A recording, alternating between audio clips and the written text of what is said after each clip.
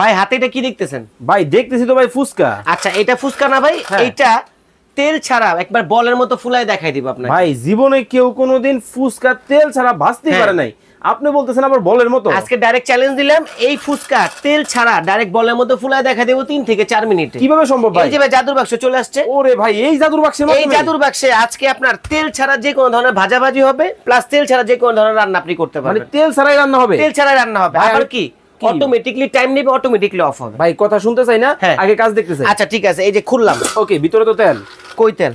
ও নাই। এই যে দেখেন, এই যে দেখেন এক ফোঁটা তেল নাই। এই যে দেখেন, মানে তেল থাকলে এটার মধ্যে তেল থাকবে না? হ্যাঁ হ্যাঁ হ্যাঁ। ফুসকাতে যদি তেল দিয়ে রাখি এখানে তেল ভাজবে না, দেখেন। হ্যাঁ বাজার কথা। আচ্ছা এখন দেখেন এইখান থেকে যে ফুসকাগুলো নিলাম, এই যে ভিতরে দিয়ে দিলাম কয়েকটা, সাদা গুঁড়া দিয়ে দিলাম।